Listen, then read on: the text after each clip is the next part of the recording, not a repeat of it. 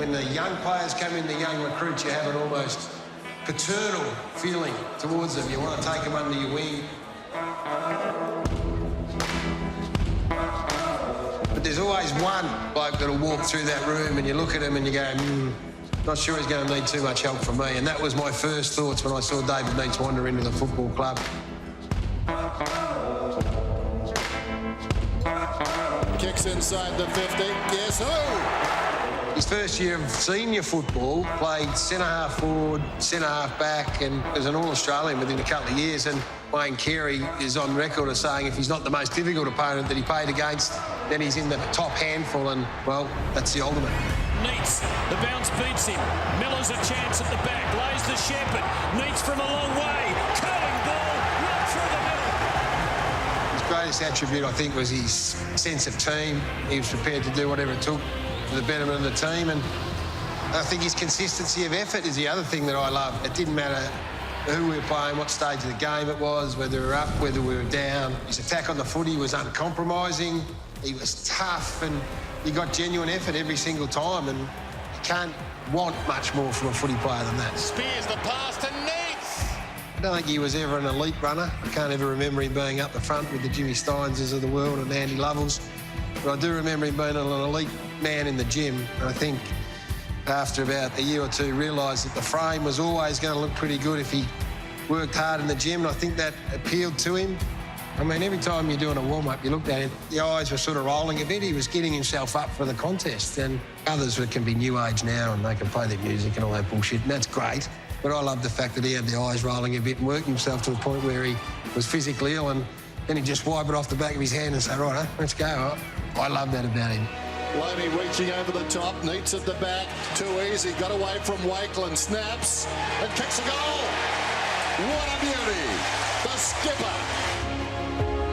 There's a famous game here, a Luke McCabe game, and Luke McCabe was a good little player, good, honest, tough player for Hawthorn, but he's famous within Melbourne circles because David Neitz cleaned him up down in that forward pocket. It was too hot, McCabe. Oh, he's passed his way through. The big man, David Neitz, lead from the front, what a goal!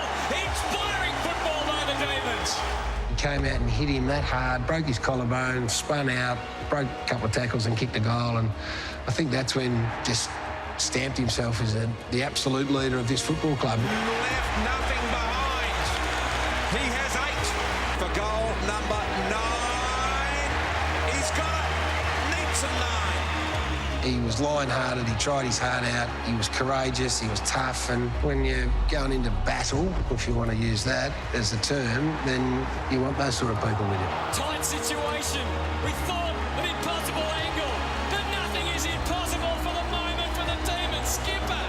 You know, we're here at the MCG, at the greatest footy stadium in the world. Melbourne Footy Club's the oldest footy club, certainly the oldest in the AFL, and David Neitz holds the record as having played more games than anyone else, having kicked more goals and having captained the club on more occasions, so it's pretty rarefied here.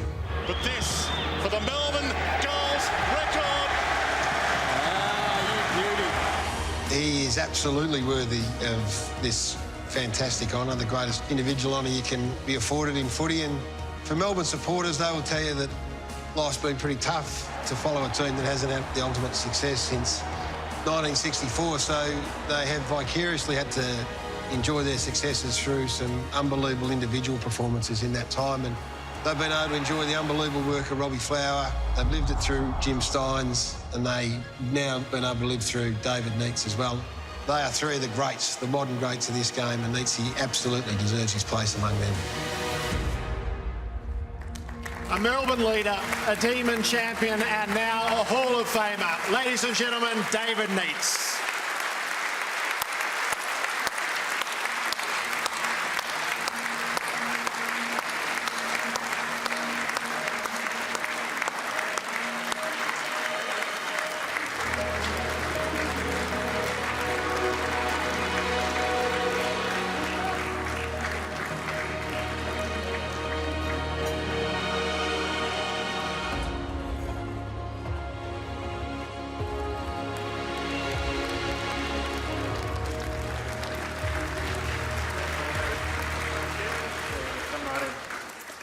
Yours is the oldest footy club and you hold all the key records at it.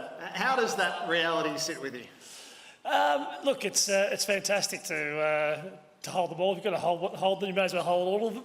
So, no, it's a nice feeling, but it's an interesting one. We are the oldest footy club, and you'd like a few more guys to get into the 300 club. I'm sitting there by myself at the moment, so hopefully we can have a few more join me in the next little while. It's a lonely lunch at the moment. It is a lonely lunch at the David Neitz Club. We all get our footy probably from our dads, I reckon, and yours was no exception. So was he a bit of a local legend wherever he went?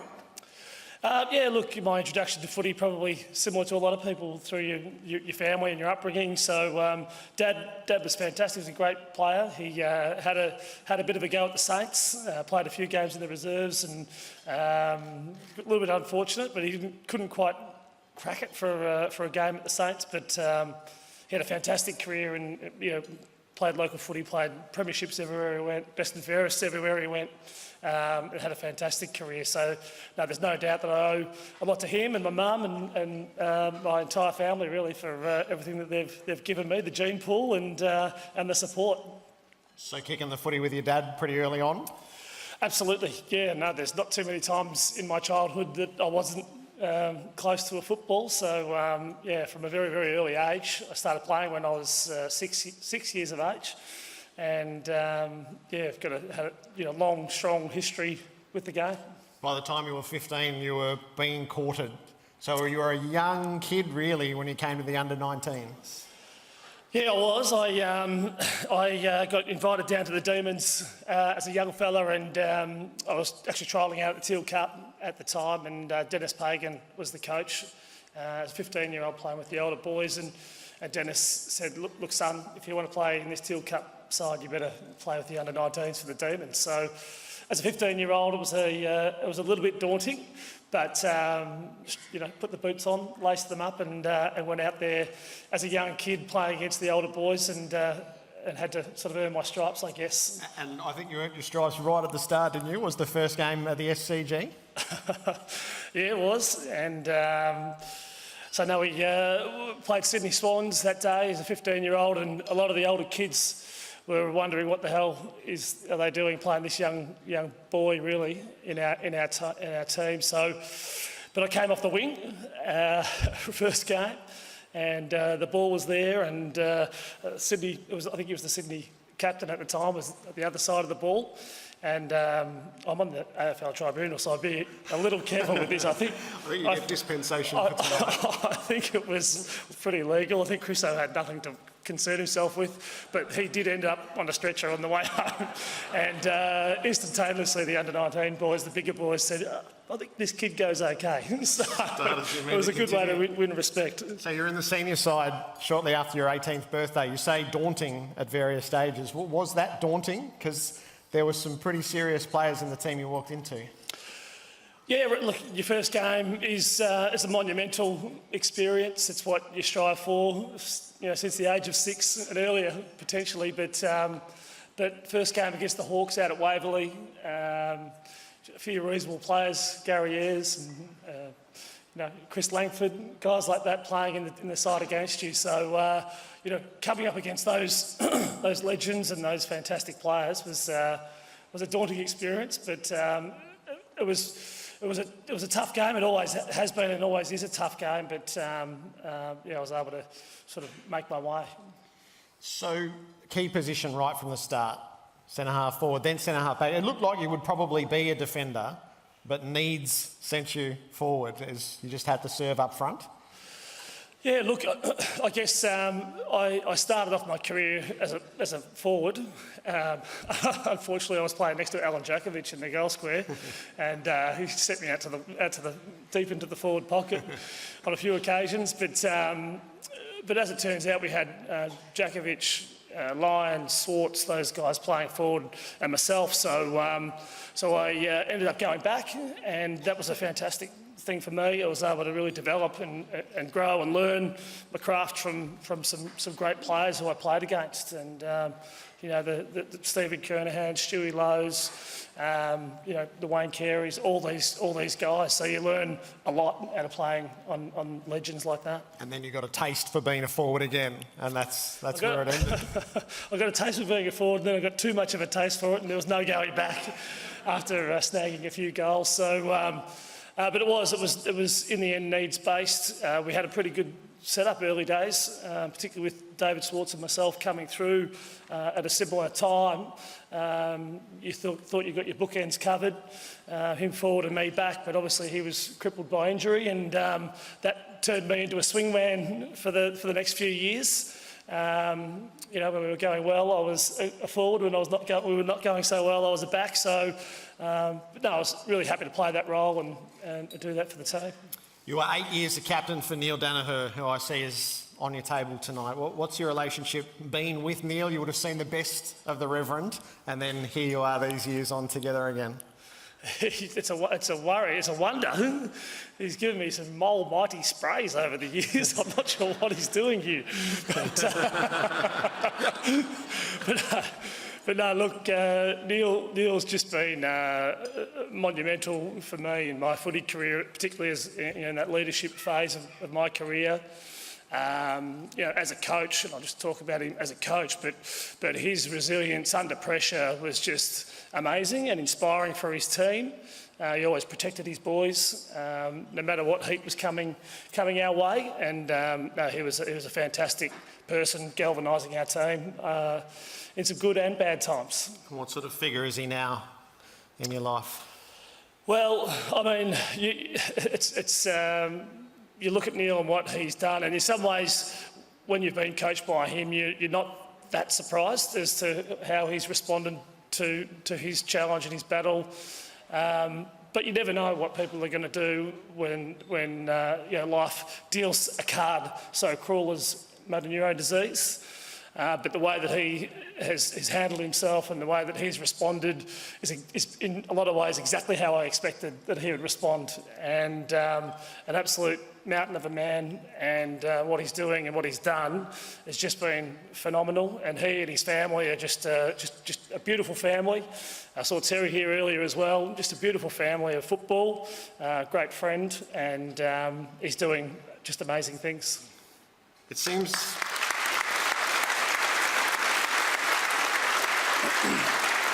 David, you were good at everything you turned your hand to, except perhaps international rules. So Gary Lyon was glowing in the video. I think he's a little less glowing when it comes to matters international rules. Well, no, I'm horrendous at any other sport apart from football. But I take a little bit of umbrage at the international rules series. I played had a couple of goes at the international rules. I had one. I was a bit average. Lee Matthews was my first coach, and he put me as a defender first up. And then he realised it was the first year that we'd done it for a while, and he put me on a zippy little Irish forward. And that didn't last too long, so I spent a bit of time on the bench. But I did come back later in the game and tipped the ball over the top of the goalkeeper's head, brought back something in the papers the next day. They said they hadn't seen that in Ireland in 50 years. So I brought that back. We won that game, which was nice. But no, we had Gary was the coach in one of those years, and we played, I think, the first quarter of the first game, and Gary's given me a quarter time. I didn't think I played that bad. Gary did. He's given me the almighty spray, which was fantastic. And then I was a little bit upset by the whole thing.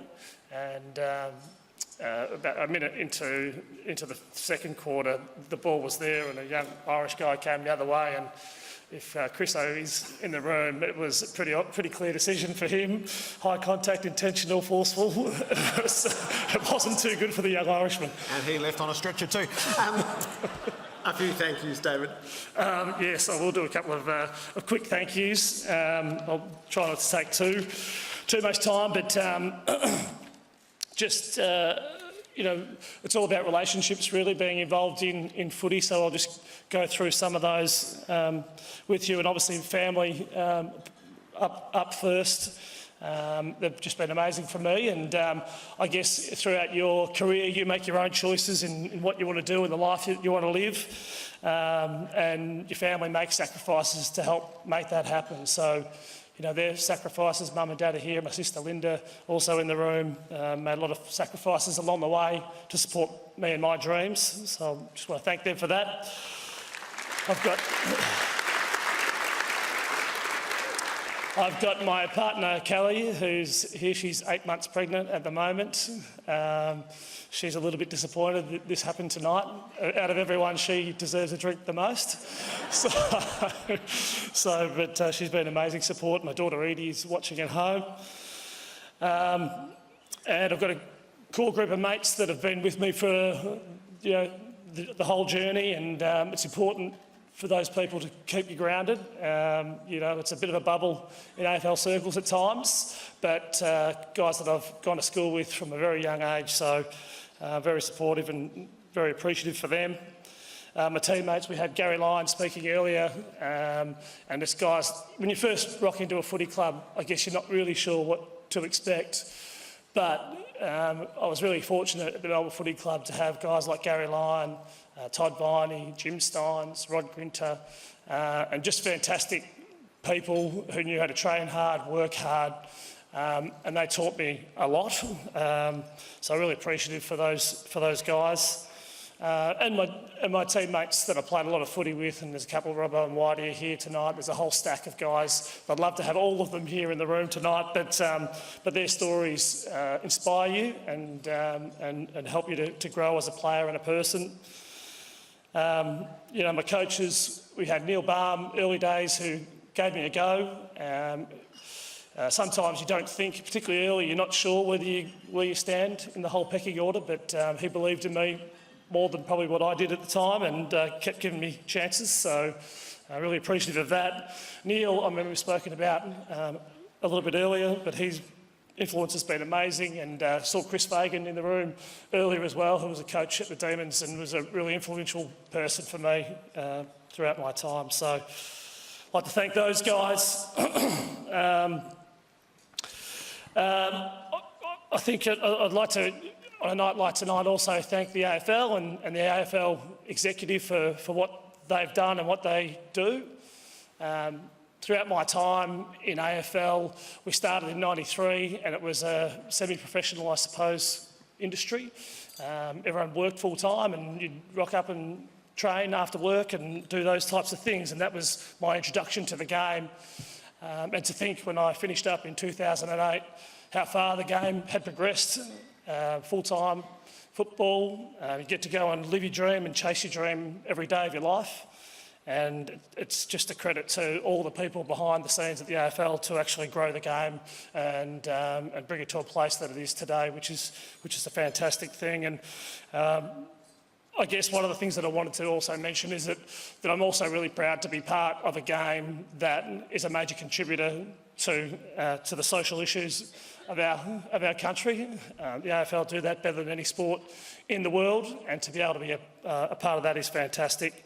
And again, I'll bring up Neil, but there's no better example of the contribution that they make than it is to the Fight M&D campaign. And the AFL getting behind that makes me really proud to be part of this association. I guess one of the mottos, and I'll leave on this, but one of the mottos is that of the foundation is that it takes people, and the AFL community is full of great people, so I'm really proud and honoured and privileged to be a part of that community, so thank you very much. Congratulations. Well done.